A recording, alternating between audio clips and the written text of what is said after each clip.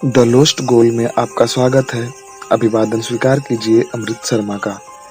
मैं आज आपके समक्ष एक ऐसी घटना को प्रस्तुत करने जा रहा हूँ जो एक बूढ़े भिखारी की है और वह आदमी भारत का प्रधानमंत्री रह चुका था।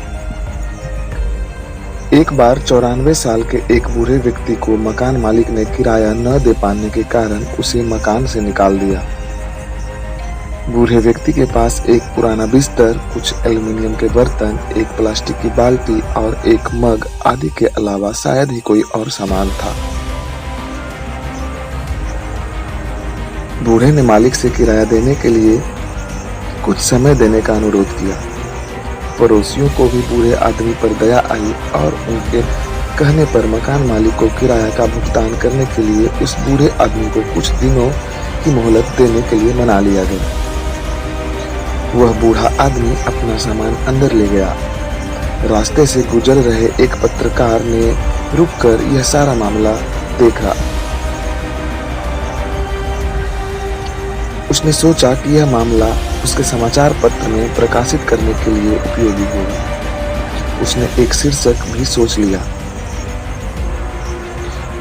और वह शीर्षक था, क्रूर मकान मालिक बूढ़े को पैसे के लिए किराए के घर से बाहर निकाल देता है। फिर उसने किराएदार बूढ़े की ओर किराए के घर की कुछ तस्वीरें भी ली। पत्रकार ने जाकर अपने प्रेस मालिक को इस घटना के बारे में बताया। प्रेस के मालिक ने तस्वीरों को देखा और हैरान रह गया। उन्होंने पत्रकार से पूछा कि क्या वह उस बूढ़े आदमी को जानता है। पत्रकार ने कहा, नहीं, मैं उसे नहीं जानता हूँ। अगले दिन अखबार के पहले पन्ने पर बड़ी खबर छपी।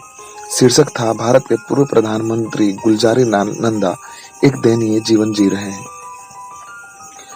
खबर में आगे लिखा था कि कैसे पूर्व प्रधानमंत्री किराया नहीं दे पाने के कारण कैसे उन्हें घर से बाहर निकाल दिया गया है।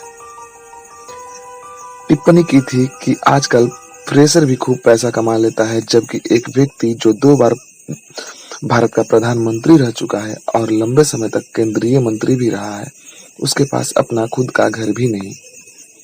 दरअसल गुलजारी लाल नंदा को वह स्वतंत्रता सेनानी होने के कारण 500 रुपये प्रति माह भत्ता मिलता था, लेकिन उन्होंने यह भत्ता को यह कहते हुए अस्वीकार कर दिया था कि उन्होंने स्वतंत्रता सेनानी के भत्ते के लिए स्वतंत्रता की लड़ाई नहीं लड़ी है। बाद में दोस्तों ने उसे यह स्वीकार करने के लिए विवश कर दिया कि उनके पास जीवन यापन का अन्य कोई और स्रोत नहीं है, अतः वो इसी पैसों से अपना किराया देकर गुजारा करते थे। अगले दिन तत्कालीन प्रधानमंत्री ने मंत्रियों और अधिकारियों को वाहनों के बेड़े के साथ उनके घर भेजा। इतने वीआईपी वाहनों को देखकर मकान मालिक दंग रह गया। तब जाकर उसे पता चला कि उसका किराएदार कोई और नहीं बल्कि पूर्व प्रधानमंत्री गुलजारी लाल नंदा हैं, जो 2 बार भारत के पूर्व प्रधानमंत्री रह चुके हैं। मकान मालिक अपने दुर्व्यवहार के लिए तुरंत गुलजारी लाल नंदा जी के चरणों में झुक गया। अधिकारियों और वीआईपीओं ने गुलजारी लाल नंदा से सरकारी आवास और अन्य सुविधाएं को स्वीकार करने का अनुरोध किया।